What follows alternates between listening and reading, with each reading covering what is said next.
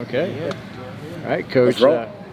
Coach Frost talked a little bit about you. Like he's known you, I guess for a few years. Kind of felt like you've had kind of similar paths in some respects. So, kind of, what's that relationship like that you have with Coach Frost? When did it start, and kind of what was that conversation like when you guys started talking in December about taking this job? Yeah, I think it starts with mutual respect, and I think in this business, sometimes you get an opportunity to work with individuals, or guys that have worked with or for someone over the course of time, and then there's other guys that you've competed against. And in this particular instance, it's kind of all those kind of wrapped into one.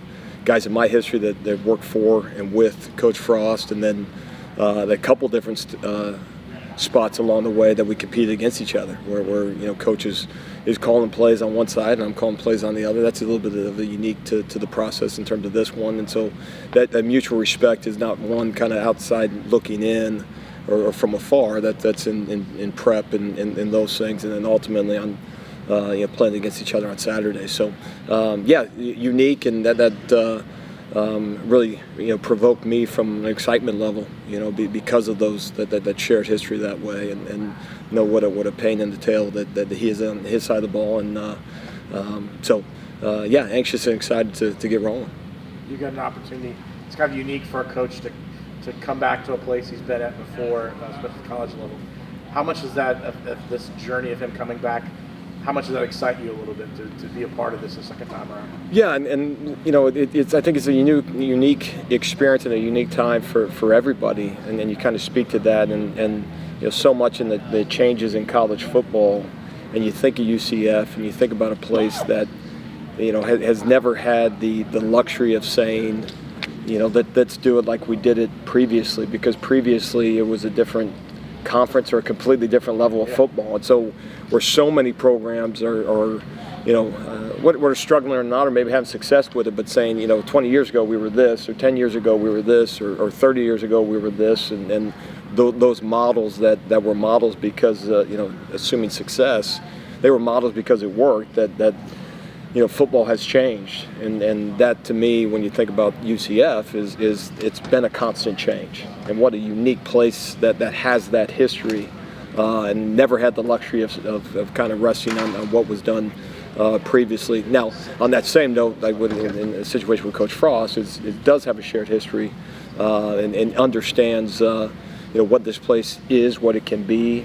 And that included in that is the recruiting aspect of things, and the talent level that you can get to a place like this, and the development piece that is so critical. And so, I think that's a huge factor for all of us, and our excitement level as we join his staff. Frost mentioned that your career trajectories are kind of parallel to one another. How has that helped you guys, form a bond, and let you guys kind of talk about the road that you've usually taken to get to where you're at now? Yeah, no, and we have. I think as you go through it, and there's experiences that you have, and I think in both cases, by and large, very, very positive. And then there's other times where you don't get the results that you want, maybe in the time that you're allotted. And so you take those, and you focus on the things that you believe work, and then ultimately you adapt them to every situation that you're in.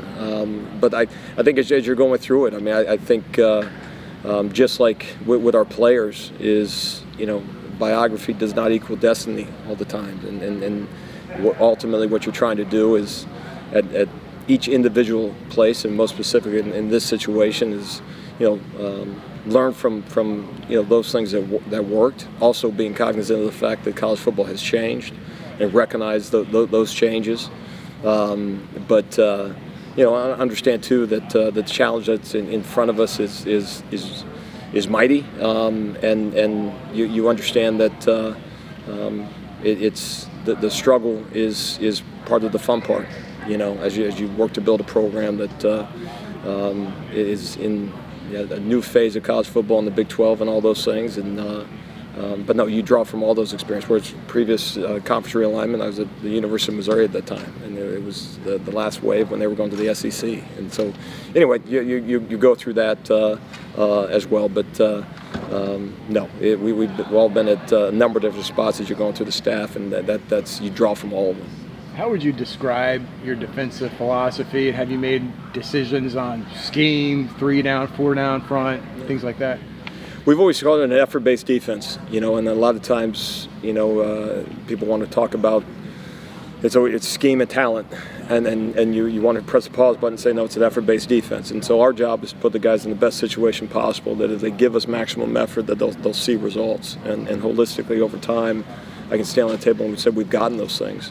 And also along those same ways, in order to do that, is you have to be multiple, especially in this day and age of college football. Who's on your roster today may not be who's on your roster come the end of spring, and and so you have to be able to adapt that way and move some checkers around, but ultimately try to find the best 11 guys to put on the field and ultimately develop those guys over time. But when we talk about effort-based defense, it's designed to be just that and be multiple, and we also, subscribe to sound, simple, repeatable, and adaptable. We're sound, putting the guys in the best situation to be successful that way, and simple, not day one, but simple with the cumulative reps of spring and fall camp and all those things, and also recognize the fact that you got, again, changing pieces over time. So there's an asterisk to that thing that we've all learned, I think, or I'd like to think we've learned over the course of this transfer portal, and then the transactional piece to this thing is being simple enough that a guy can pick it up in a short period of time, because you don't have the shared experiences. Oh, remember last fall, remember that game 2 years ago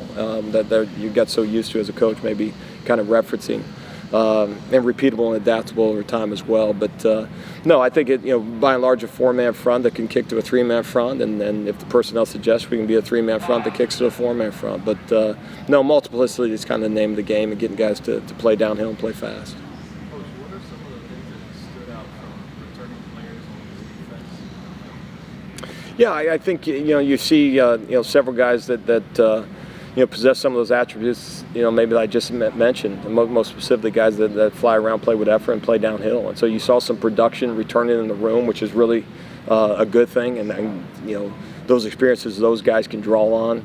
There's only so much you can do with 11 guys, and rushing the passer is going to be rushing the passer in any scheme as you think about the defensive front. And same thing from a coverage standpoint. Coverage multiplicity, but whether it's man or zone, and see several guys with some quality reps in their past, whether here or at previous stops. And so those simply just are opportunities that the guys can draw from and use. And for us as a defensive staff, I think it's also critical that we make sure that we allow for that kind of blank slate for a lot of the guys too. So we recognize it, and it's part of it, but making sure that we don't spend too much time dwelling on it just simply because we want all these guys to, again, feel like they get a blank slate moving forward. But certainly the guys will draw from it.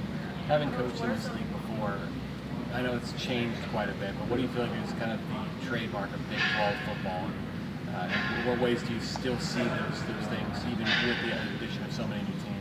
Yeah, I think similar to the other Power 4 conferences. I mean, you're seeing multiplicity. I think recognizing on a week in and week out basis, very well coached. I mean, I think historically, you kind of say the Big 12 has been on the front end offensively. And being in this conference before, there was stretches of time where I think the defense was playing catch up. And like to think we were, able to ultimately catch up in a lot of ways during previous stops. But yeah, that multiplicity element of things. There's certain weeks where you're going to see a bunch of tight ends on the field, and you got to make sure you got the personnel and scheme that can adjust to some of those things. And then it could be in that same game, in fact. But using the model of the next week, it's all 10 personnel and skill all over the field, and that tempo piece, that's not a little thing, it's a big thing. And so I would really just speak to that multiplicity, which really puts you in a bind defensively. What do you hang your hat on and still be able to get lined up? And I like to use the phrase, you don't want to lose the down before the ball is snapped.